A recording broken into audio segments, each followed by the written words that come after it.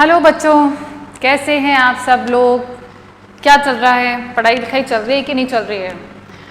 थोड़ा थोड़ा तो पढ़ लिया करो, आधे आधे घंटे का चैप्टर है, एक एक टॉपिक आते हैं आपके, तो पढ़ लिया करो, ठीक है। सो हम पढ़ रहे थे लास्ट सेल के बारे में पढ़ रहे थे। आज हमारा सेल का चैप्टर जो है वो कंप्लीट हो जाएगा, एक या दो वीडियो में आपके कंप्लीट हो जाएंगे। आज हम पढ़ने वाले हैं सेल ऑर्गेनल्स। हमने लास्ट कुछ लेक्चर्स में हमने स्टार्ट कर दिया था और हमने वहाँ पर क्लोरोप्लास्ट यानी कि प्लास्टिड के बारे में पढ़ लिया था एंड माइटोकॉन्ड्रिया के बारे में हमने पढ़ लिया था। नाउ यहाँ पर अब हम पढ़ने वाले हैं एक और सेल ऑर्गेनल के बारे में जिसका नाम है endoplasmic reticulum. This is also क्या है? एक सेल ऑर्गेनल है।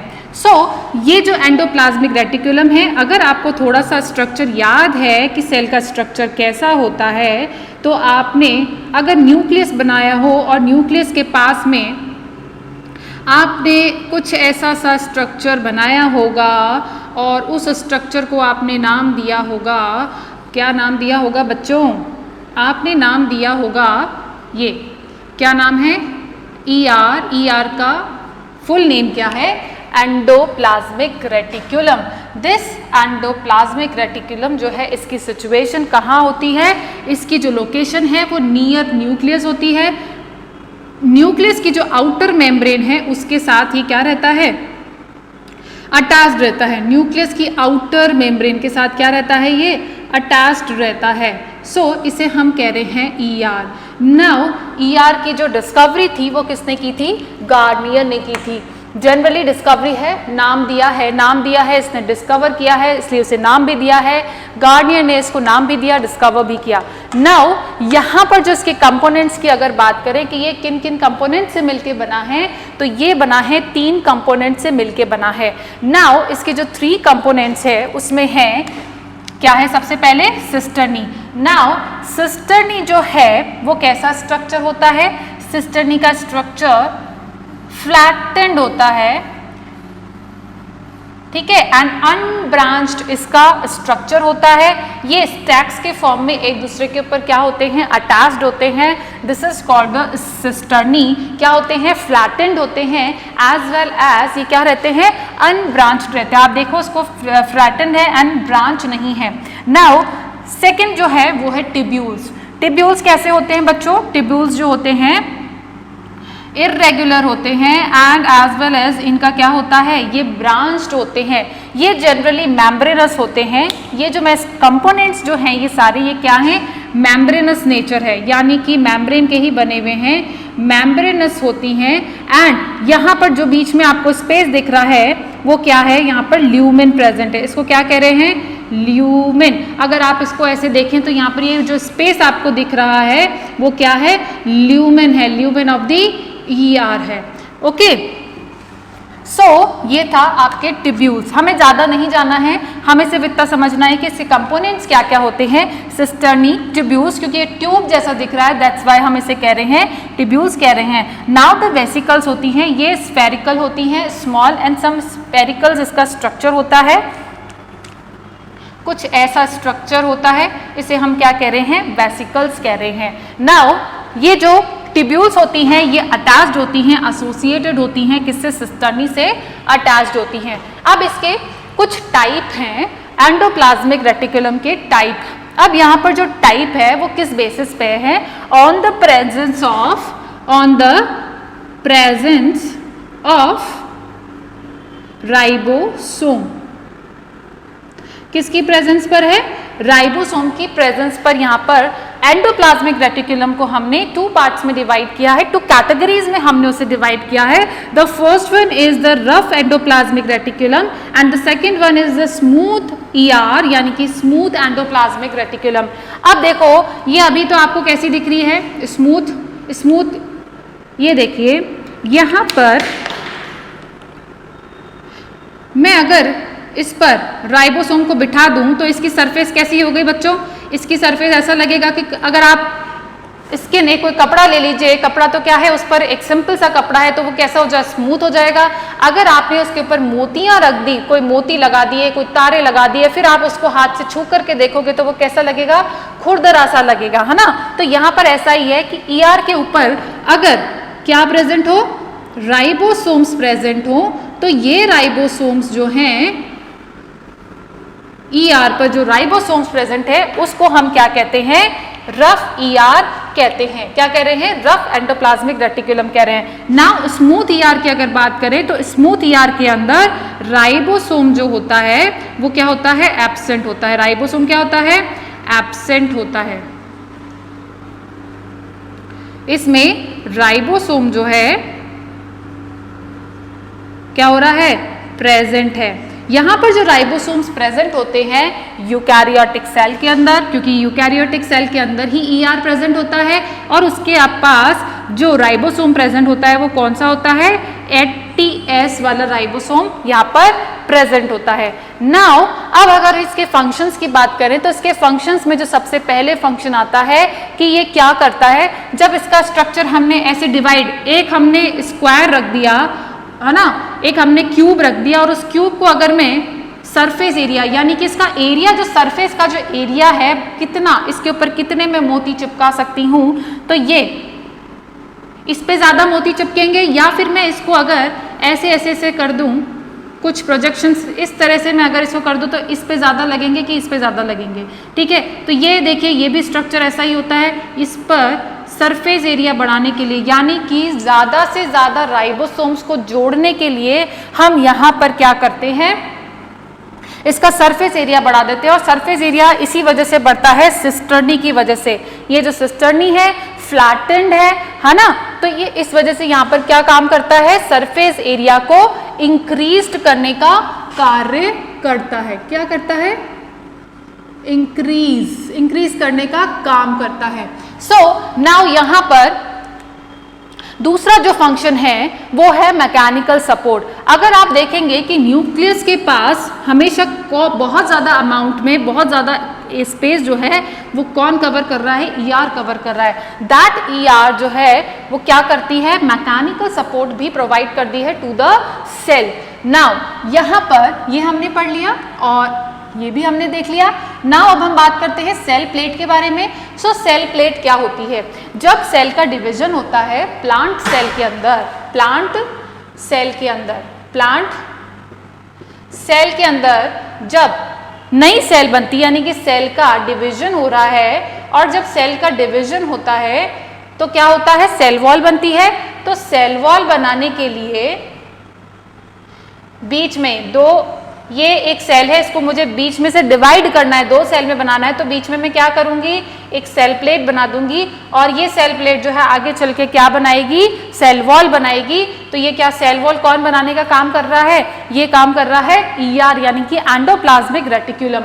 नाउ अब अगर हम बात करें, ये स्टोरेज एंड प्रोटीन सिंथेसिस का भी फंक्शन करता है। सो बेसिकली हमने यहाँ पर देखा कि यहाँ पर कुछ वेसिकल्स भी प्रेजेंट होती हैं। हम आगे आप हायर क्लास में पढ़ेंगे कि यहाँ पर इसके ईआर के आसपास ही कहीं सिचुएटेड होता है गोल्जी प्रेजेंट होता है, ठीक है। अब देखिए जब प्रोटीन, यहाँ पर सबसे इंपॉर्टेंट बात यह है कि राइबोसोम का फंक्शन क्या है, कि यहाँ पर राइबोसोम प्रेजेंट क्यों है, क्योंकि राइबोसोम जो है वो प्रोटीन फैक्ट्री की तरह वर्क करता है। दैट मीन्स कि यहाँ पर प्रोटीन जो बन रहा है, that protein is transported to the ER and that from the ER that protein is transferred to the in the form of vesicles and that vesicle goes to the Golgi body and then हमें यहाँ पर आगे नहीं जाना है, हमें सिर्फ इतना देखना है कि यहाँ पर जो वेसिकल्स हैं वो क्या करती हैं, स्टोरेज का काम करती हैं। स्टोरेज किसका कर रही है, सीक्रेशन, यानी कि ये कोई मटेरियल जो है, जो भी बना रहा है वो क्या करता है, सीक्रेट करता है। सीक्रेट का मतलब क्या है, कोई प्रोड्यूस समथिंग और टू किसी को एक्सक्रीट आउट करना बाहर, तो उसे हम कह रहे हैं, क्या कह रहे हैं, हम उसे सीक्रेशन कह रहे हैं। नाउ यहां पर स्टोरेज का काम भी हो रहा है और एज वेल एज यहां पर प्रोटीन सिंथेसिस का भी फॉर्मेशन हो रहा है। सो देखो बच्चों, यहां पर प्रोटीन सिंथेसिस का काम कौन कर रहा है, प्रोटीन सिंथेसिस में काम नहीं, ये हेल्प करता है। That ribosomes are attached to the endoplasmic reticulum and helps in the protein synthesis. तो बेसिकली राइबोसोम क्या काम करते हैं? Protein synthesis, and that ER is helping to the ribosomes. Now अब हम बात करते हैं इसका नेक्स्ट फंक्शन जो है डिटॉक्सिफाइंग द ड्रग्स। यहाँ पर जो स्मूथ एंडोप्लाज्मिक रेटिकुलम होता है, दैट स्मूथ एंडोप्लाज्मिक रेटिकुलम यहीं कहीं प्रेजेंट होता है, सेल में प्रेजेंट होता है, और वो स्मूथ एंडोप्लाज्मिक रेटिकुलम जो है वो क्या करता है? Detoxifying the drug. Generally liver के अंदर ये इसका अमाउंट देखा जाता है, बहुत हाई अमाउंट में प्रेजेंट होता है, एंड ये जो बॉडी के अंदर जो हार्मफुल एजेंट्स हैं, यानी कि जो ड्रग्स है या पॉइजन है जो आप मेडिसिन लेते हैं, that is filtered out by the smooth endoplasmic reticulum. Now अब हम बात करते हैं नेक्स्ट सेल ऑर्गन की, जिसका नाम है गोल्जी कॉम्प्लेक्स, और you can say the Golgi body. Now आपको ये क्लियर हो गया होगा, endoplasmic reticulum this is nothing. आपको कंपोनेंट्स याद करने हैं, टाइप 2 याद करने हैं, that is very easy, and some functions आपको 4 and 5 फंक्शंस आपको याद होने चाहिए। नाउ यहाँ पर जो गोल्जी कॉम्प्लेक्स की अगर हम बात करें, तो जो गोल्जी कॉम्प्लेक्स है उसको अलग अलग, दिस इज अ पॉलीमॉर्फिक, इसका नेचर कैसा है? ये हाईली पॉलीमॉर्फिक नेचर है। अब यहाँ पर एक बात हमें समझनी है कि पॉलीमॉर्फिक का मतलब क्या होता है। अब देखो बच्चों, पॉली का तो मतलब होता है बहुत सारा, मल्टीपल, एंड मॉर्फिक का मतलब होता है,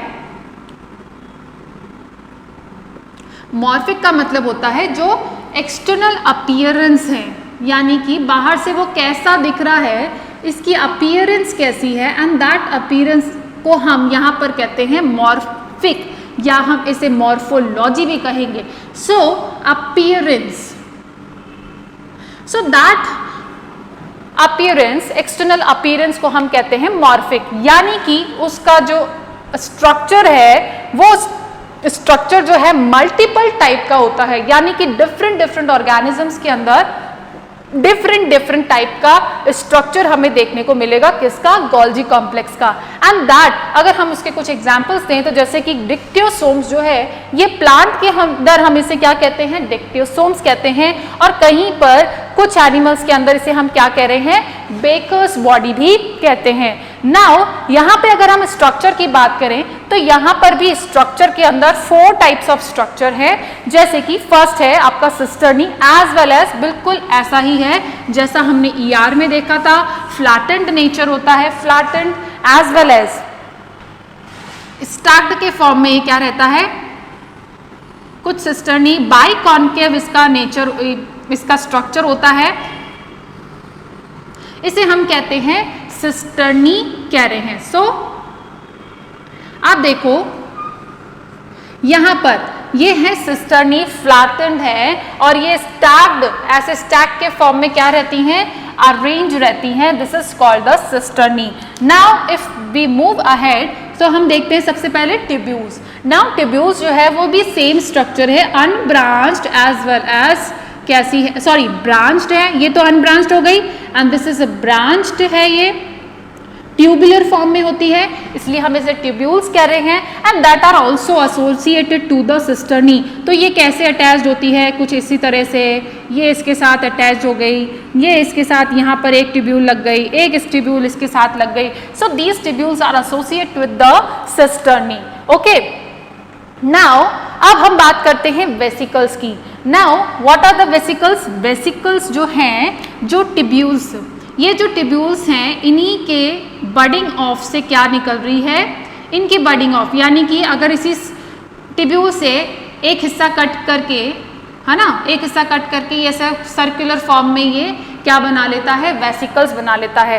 बेसिकली वेसिकल्स के अंदर क्या प्रेजेंट होता है? जो सीक्रेटरी प्रोटीन्स होते हैं द सीक्रेटरी प्रोटीन्स, जो कि कहाँ से आए हैं बन करके, जो कि ईआर पर बन रहे थे, ईआर से ट्रांसफर होके गोल्जी बॉडी में गए थे एंड गोल्जी बॉडी से निकल करके अब ये अपने अपने डेस्टिनेशन तक जाएंगे जहां जहां उनको रिक्वायरमेंट होगी। अगर मान लीजिए रिक्वायरमेंट आपको इस सेल के अंदर कहीं पे भी हो सकती है, माइटोकॉन्ड्रिया को भी हो सकती है, सेल मेम्ब्रेन को भी हो सकती है, हो सकता है सेल मेम्ब्रेन पे क्या लगाना हो, ग्लाइकोप्रोटीन लगाना हो, तो भी यहाँ पर क्या प्रेजेंट होगा, तो ये वेसिकल के फॉर्म में ये निकलेगा और ये कहाँ जाके फ्यूज हो जाएगा, ये वेसिकल सेल मेम्ब्रेन पे जाके फ्यूज हो जाएगा। सो बेसिकली इसका काम क्या है, ये पोस्ट ऑफिस की तरह काम करता है, हेडक्वार्टर ऑफ पोस्ट ऑफिस कह रहे हैं, हेडक्वार्टर कह दीजिए आप इसे। एंड ये क्या करता है, स्क्रूटनी करता है, जो भी इसके पास चिट्ठियां आ रही हैं, जो भी इसके पास ऑर्डर्स आ रहे हैं, ये उनको स्क्रूटनी करता है और उन सबको अलग अलग उनके एड्रेस के बेसिस पर उनको क्या कर देता है, अलग कर देता है कि इसको मुझे कहाँ भेजना है, इसको मुझे सेल मेम्ब्रेन पे भेजना है, इसको मुझे माइटोकॉन्ड्रिया पे भेजना है, या इसे मुझे कहीं और भेजना है, या किसी और कंपोनेंट्स के पास मुझे उसको भेजना है, या फिर न्यूक्लियस में भेजना है, या फिर साइटोप्लाज्म में ही रखना है, या फिर ये मेरे लिए ही चिट्ठी आई है। सो दीज, ये जो कंपोनेंट्स हैं ये आपस में कैसे इंटरलिंक्ड होती हैं। सो देखो बच्चों, ज्यादा यहाँ पे बहुत ही सिंपल सा कॉन्सेप्ट है। वो कॉन्सेप्ट ये है कि आपको एक जगह से दूसरी जगह पर कोई चीज का ट्रांसफर करना है, तो आप ट्रांसफर कैसे करोगे, तो ट्रांसफर करने के लिए ये कुछ आपस में कनेक्शंस बनाते हैं। तो ये जो कनेक्शंस हो रहे हैं कैसे पहुंच रहा है, एक इन्होंने रख रखा है, कोई घर पे मेड रख रखा है और उस मेड को मान लीजिए वेसिकल्स हैं, एक वेसिकल निकल के यहाँ से निकल के यहाँ जा रही है, यहाँ से निकल के वो अब जिसके पास उसको जाना है वो उसको वहाँ भेज देते हैं, ठीक है। So this is the very simple सा कॉन्सेप्ट है, ये ट्रांसपोर्ट ये सिस्टम की तरह काम करता है। नाउ वेसिकल के बारे में हमने बात कर ली, अब हम बात करते हैं वैक्यूल्स के बारे में। Generally these are the vacuoles. ये क्या होती है, लार्ज वेसिकल्स होती हैं। कैसी होती हैं, लार्ज वेसिकल्स होती हैं जो कि साइज में बड़ी होती हैं, ये vacuoles, and that are also associated with the Golgi complex. Okay, now अब हम इसकी बात करते हैं। अगर हम इसका देखें, डिस्कवरी को देखें, तो कैमिलो गोल्जी ने इसको डिस्कवर किया था और उन्हीं को ही हमने क्या कर दिया, क्रेडिट देने के लिए हमने उनके नाम से ये रख दिया नाम कि गोल्जी कॉम्प्लेक्स हम उसे कह सकते हैं, गोल्जी बॉडी भी कह सकते हैं। कुछ अलग अलग साइंटिस्ट ने अलग अलग प्लांट्स, एनिमल्स के अंदर उसे अलग अलग नाम दिया है। नाउ इसकी पोजीशन की बात करें तो इसकी पोजीशन देखो कहाँ होती है, इसकी पोजीशन जनरली जहाँ पे न्यूक्लियस के थोड़ा सा दूर, यहाँ पर ईआर है, या फिर मान लीजिए यही मैंने क्या बनाया है, आपका गोल्जी कॉम्प्लेक्स बनाया है, एंड दैट गोल्जी कॉम्प्लेक्स जो है नियर टू न्यूक्लियस होता है, एंड एज वेल एज ये जो गोल्जी कॉम्प्लेक्स है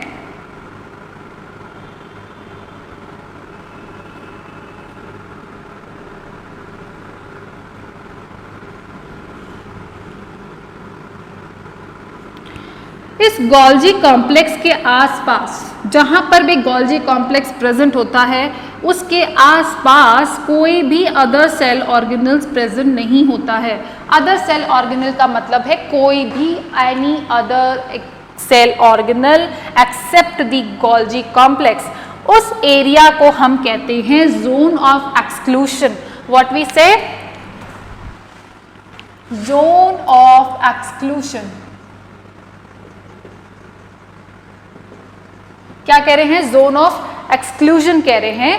एंड दिस, ये कहां पर होता है, जहां पर भी जोन ऑफ एक्सक्लूजन का मतलब ये है कि जहां पर गोल्जी कॉम्प्लेक्स प्रेजेंट होगा वो आप अपने आसपास किसी को भी नहीं भटकने देता। बहुत ईगोस्टिक है ये, अपने आज ये किसी से बात नहीं करता, बहुत एटीट्यूड में रहता है गोल्जी कॉम्प्लेक्स, तो ये अपने आसपास किसी को भी टिकने नहीं देता है। इसलिए यहाँ पर इसको क्या कर दिया जाता है, इसके आसपास कोई नहीं भटकता है और इस एरिया को हम कहते हैं जोन ऑफ एक्सक्लूजन कहते हैं। सो यहाँ पर एक नाम अलग से दिया हुआ है, जो गोल्जी कॉम्प्लेक्स का वो एंड जो कि न्यूक्लियस की तरफ है उसे हम कहते हैं सिस फेस। क्या कहते हैं बच्चों से, हम उसे कहते हैं सिस फेस कहते हैं। और जो सेल मेम्ब्रेन की तरफ है, जो ये सेल मेम्ब्रेन है उसकी तरफ है, उसे हम कहते हैं ट्रांसफेस कह रहे हैं। क्या कह रहे हैं, ट्रांसफेस फेज ऑफ दी, ये हो जाता है बीच वाला पार्ट हो जाता है इंटरमीडिएट वाला हो जाता है। This is the cis phase, यहाँ से स्टार्ट होती है, मिडिल वाला सबसे डेवलप्ड एंड देन एंड होता है कहाँ पर, ट्रांस फेज पर एंड हो जाता है।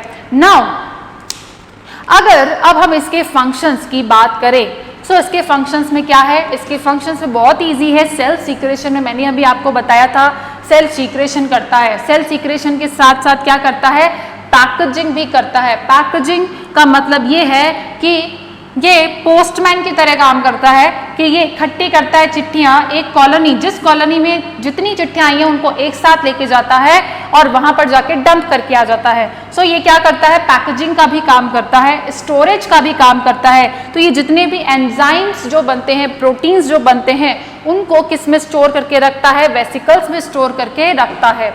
नाउ और साइट ऑफ द मॉडिफिकेशन, अब देखो कुछ प्रोटीन्स होते हैं, कुछ ऐसे कंपोनेंट्स होते हैं जिसमें हमको क्या बनने के बाद हम उसमें क्या करते हैं, कुछ मॉडिफिकेशन करते हैं। जैसे आप घर से, आप मार्केट से जीन्स तो ले आए, ठीक है, लेकिन जीन्स लाने के बाद आपने सोचा कि नहीं मैं इसको थोड़ा सा फाड़ देती हूँ, थोड़ा सा रग डैमेज कर देती हूँ, आपको डैमेज जीन्स पहननी है, आपको मिली नहीं, आप सिंपल सी जीन्स लिया और आप ही ने उसको क्या कर दिया, डैमेज कर दिया, थोड़ा सा मॉडिफिकेशन किया।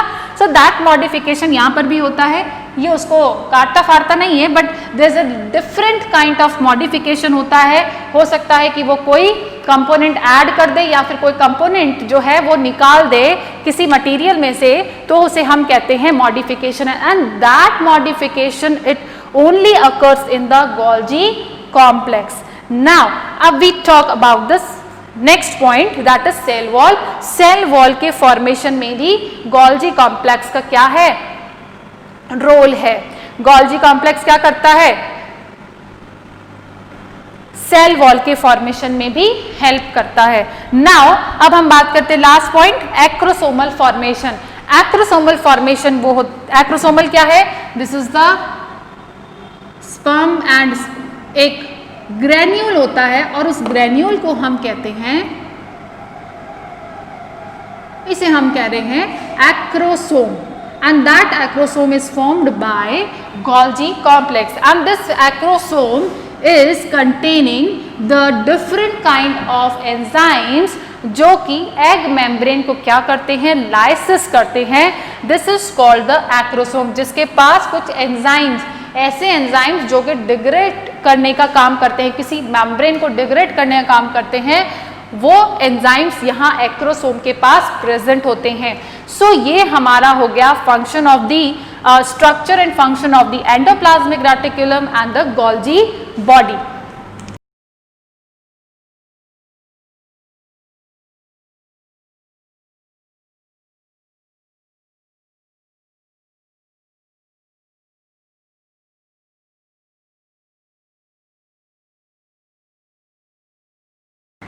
अब हम पढ़ेंगे कुछ डिफरेंट स्मॉल ऑर्गेनल्स के बारे में पढ़ेंगे, जैसे कि lysosome, ribosome, peroxisome and the vacuoles. यहाँ पर अब हम सबसे पहले उठाते हैं लाइसोसोम के बारे में। लाइसोसोम की अगर हम बात करें तो लाइसोसोम को किसने डिस्कवर किया था, क्रिश्चियन डी दवे। इसको किसने डिस्कवर किया था, क्रिश्चियन डी दवे। इन्होंने इसको क्या किया था, डिस्कवर किया था। नाउ इसके बारे में और क्या खास बात है, ये है सिंगल मैम्ब्रेन स्ट्रक्चर है, ये सिंगल मैम्ब्रेन स्ट्रक्चर है। क्या है, सिंगल मैम्ब्रेन स्ट्रक्चर है ये, क्या, लाइसोसोम। और ये जो लाइसोसोम है इसके अंदर क्या प्रेजेंट होते हैं, 50 different kind of acid hydrolysis. क्या प्रेजेंट होते हैं, एसिड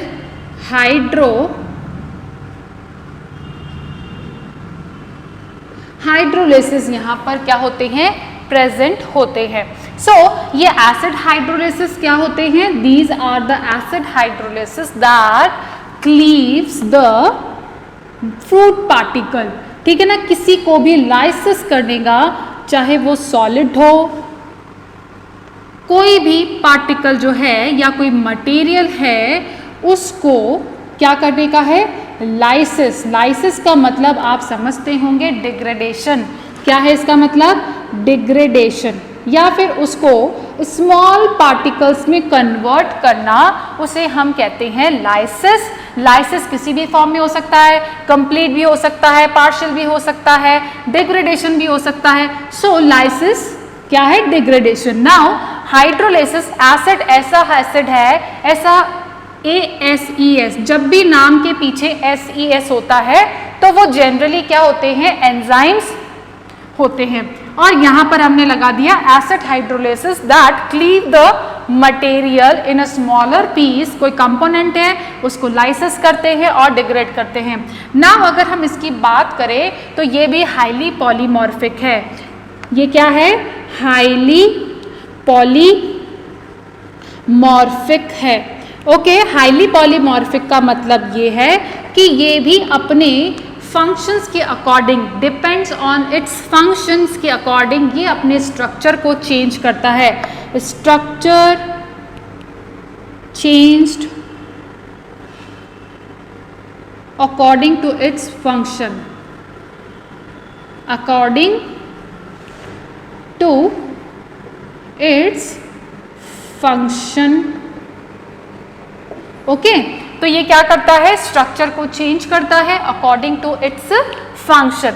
अब ये देखो कि यहाँ पर इसके टाइप क्या क्या हैं। इसके टाइप्स जो हैं, फर्स्ट है प्राइमरी लाइसोसोम। प्राइमरी लाइसोसोम का मतलब ये है कि ये नॉर्मल लाइसोसोम है जिसके अंदर क्या प्रेजेंट होते हैं, एसिड हाइड्रोलाइसिस जो होते हैं, हाइड्रोलाइसिस प्रेजेंट होते हैं। ठीक है, क्या है ये, जनरली लाइसोसोम्स, प्राइमरी लाइसोसोम्स वो होते हैं जिनके अंदर एसिड हाइड्रोलाइसिस एंजाइम ये अपने पास किसी को भी मारने के लिए जो इसके पास मारने के लिए जो भी इक्विपमेंट है, एपरेटस है, वो अपने साथ लेके चलता है, उसे हम कहते हैं प्राइमरी लाइसोसोम। तो लाइसो का मतलब ही आप समझ रहे होंगे, लाइसिस से बना है लाइसो, सोम का मतलब है बॉडी। तो एक ऐसा बॉडी जो कि लाइसिस करता है उसे हम कहते हैं लाइसोसोम कह रहे हैं। नाउ प्राइमरी लाइसोसोम के बाद आ जाता है सेकेंडरी लाइसोसोम।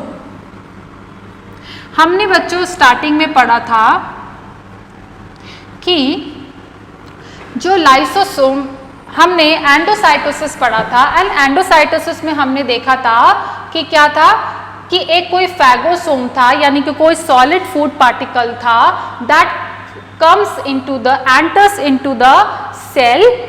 ओके, सेल के अंदर आता है और सेल के अंदर आने के बाद उसका क्या होता है, डाइजेशन होता है, and that digestion is done by the lysosome. किसकी वजह से होता है, लाइसोसोम। ये आ गई अंदर। अब अंदर आने के बाद क्या हो रहा है, अंदर आने के बाद ये प्राइमरी लाइसोसोम्स के साथ जाकर के फ्यूज हो जाती है। ये है प्राइमरी लाइसोसोम है और ये आपका है फैगोसोम। और ये फैगोसोम और लाइसोसोम आपस में क्या हो जाते हैं, फ्यूज्ड हो जाते हैं। They fuse together and make the secondary lysosome. Okay, now third one is the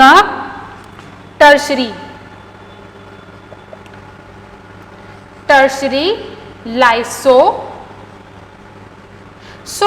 अब देखो टर्शरी लाइसोसोम वो होता है जो सेल के अंदर, ये सेल के अंदर जितने भी ऑर्गेनल्स हैं, सेल के जितने भी खुद के जो ऑर्गेनल्स हैं, या फिर कोई पर्टिकुलर सेल और सेल ऑर्गेनल जो है, अगर मान लीजिए वो डेड हो जाएं या इन्फेक्टेड हो जाएं,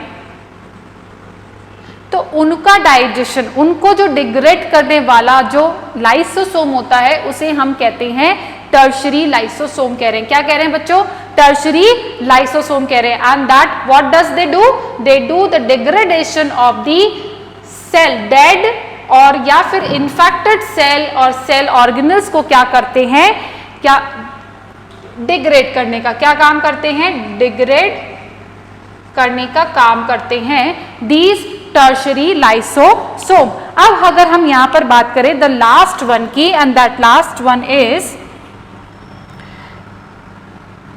सेल्यूलर डाइजेशन।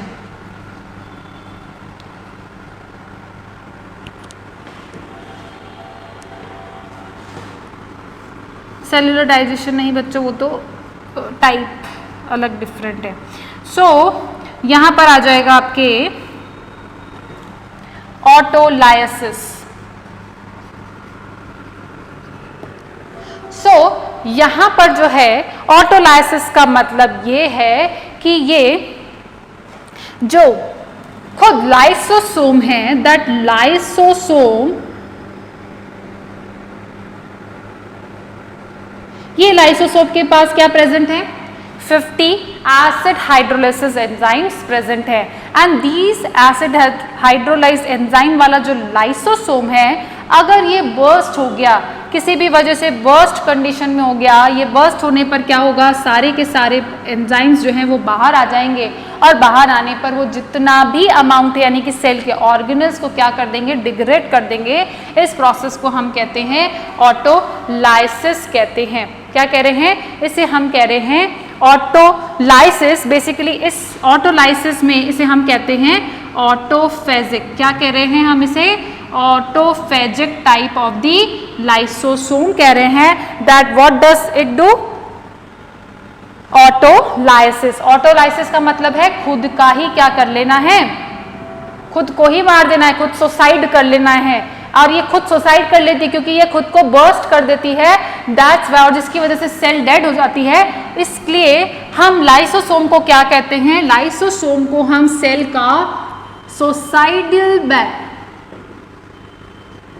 सुसाइडल बैग भी हम इसे कहते हैं, क्योंकि अगर ये बर्स्ट हो जाए तो पूरी की पूरी सेल जो है वो क्या हो जाएगी, डिग्रेड हो जाएगी। यहाँ पर जनरली जो प्राइमरी होती है, प्राइमरी जो लाइसोसोम होता है, generally it is in inactive form में रहता है।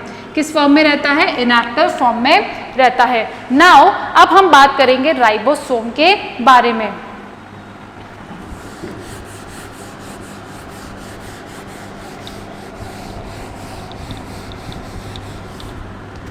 सो बच्चों राइबोसोम क्या है, मैंने आपको बताया था, it is a factory of protein synthesis. Factory of protein synthesis. Now protein, अब आप बताएंगे प्रोटीन क्या होता है। It is a building blocks of the body. आपका जो बॉडी है वो किससे बना है, प्रोटीन से मिलकर ही बना है। That is a building block. जैसे कि आपका जो घर है वो किससे बना है, वो बना है ईंटों से बना है, ठीक है। तो अब यहाँ पर ईंट का, हमारी बॉडी में ईंट का काम कौन कर रहा है, हमारी बॉडी में ईंट का काम जो कर रहा है प्रोटीन कर रहा है। एंड दैट प्रोटीन्स जो है आपको कहाँ से मिलते हैं, कुछ प्रोटीन्स तो आपको वेजिटेबल्स, आप जो फूड लेते हैं उससे आपको मिल जाते हैं, लेकिन कुछ प्रोटीन्स जो होता है वो हमारा बॉडी खुद भी बनाता है। ऐसे बहुत से एंजाइम्स हैं जो कि प्रोटीन नेचर के होते हैं, वो प्रोटीन्स जो होते हैं वो सेल खुद बनाता है। और उसको बनाने के लिए एक क्या चाहिए, एक मशीनरी तो चाहिए होगी, और वो मशीनरी के लिए, जैसे कि आपको कपड़े धोने के लिए वॉशिंग मशीन चाहिए, पानी ऊपर टंकी में चढ़ाने के लिए मोटर चाहिए, है ना, टीवी मनोरंजन के लिए आपको टीवी चाहिए, this is also the machine है। एंड यहाँ पर भी आपको क्या चाहिए, बेकिंग करने के लिए जैसे आपको क्या चाहिए, माइक्रोवेव चाहिए, वैसे ही यहाँ पर प्रोटीन के सिंथेसिस के लिए आपको क्या चाहिए, राइबोसोम्स चाहिए। सो राइबोसोम्स क्या होते हैं, राइबोसोम्स होता है आरएनए प्लस प्रोटीन। क्या होता है, आरएनए प्लस प्रोटीन को हम कहते हैं राइबोसोम कहते हैं। आरएनए का बच्चों मतलब क्या होता है, ribo nucleo acid, ribo nucleic acid, ribo nucleic acid.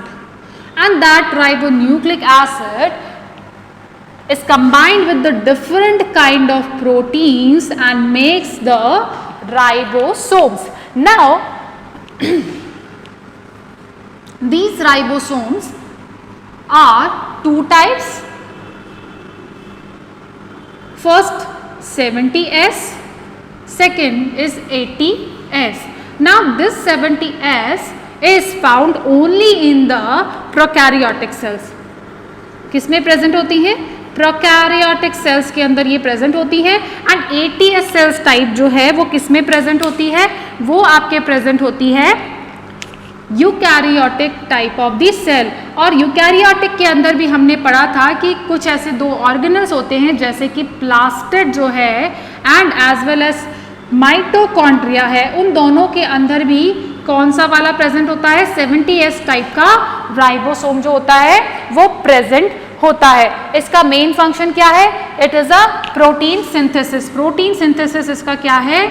Main function है।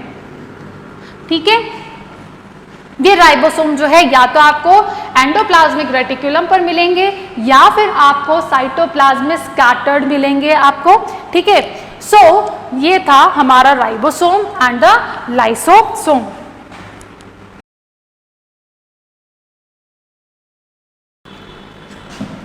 अब देखो बच्चों, यहां पर है परऑक्सीसोम। नाउ द परऑक्सीसोम जो है ये प्लांट्स और एनिमल्स दोनों में ही प्रेजेंट होता है। It is present in plants as well as plants as well as animal cells. So these are the peroxisome. What does they do? They do very important thing. बहुत ही small vesicle form में होते हैं and these peroxisome having some kind of enzymes. ऐसे enzymes यहाँ पर present होते हैं। वो एंजाइम्स क्या करते हैं? वो लिपिड को या आप इसे कह सकते हैं फैटी एसिड को क्या करते हैं? डिग्रेड करते हैं। एंड दैट डिग्रेडेशन, इसको क्या करते हैं? डिग्रेड करने का या फिर कन्वर्ट इनटू स्मॉल पीसेस में इसको क्या करते हैं? स्मॉल पीसेस में कन्वर्ट करते हैं। एंड दैट इज जो फिनोमिना है यहाँ पर जो यूज होता है हम उसे कहते हैं beta oxidation.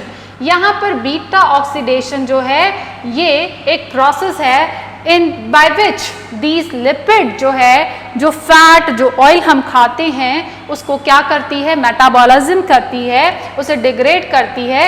And that is present in plants as well as animal cells. और यहाँ पर जो एंजाइम्स होते हैं उनको हम क्या कहते हैं? परऑक्सी एंजाइम्स कहेंगे। ओके, सो यहाँ पर एंजाइम्स क्या कहला रहे हैं? परऑक्सी एंजाइम्स हम उन्हें कहेंगे। सो इसका ज्यादा कुछ इंपॉर्टेंट इसे अलग से कोई स्ट्रक्चर और फंक्शन नहीं है। This is the only function which is performing by the peroxisome. Okay, now अब हम बात करते हैं वैक्यूल्स की। वैक्यूल्स जो है अगर हम देखें एनिमल सेल्स के अंदर कैसे प्रेजेंट होती है? बहुत ही स्मॉल फॉर्म्स में प्रेजेंट होती हैं, लेकिन इसका जो सबसे इंपॉर्टेंट रोल है वो है प्लांट के अंदर इसका बहुत ही इंपॉर्टेंट रोल है। प्लांट में हमने देखा था, प्लांट के स्ट्रक्चर में हमने पढ़ा था कि प्लांट के अंदर 90% जो है, काफी सारा स्पेस जो है वो कौन कवर करके रखता है? वैक्यूल कवर करके रखता है। And these vacuoles have different works. इसके कुछ टाइप्स भी हैं। उससे पहले हम ये देख लेते हैं कि वैक्यूल्स जो है, थोड़ा सा हम इसे रफ कर देते हैं।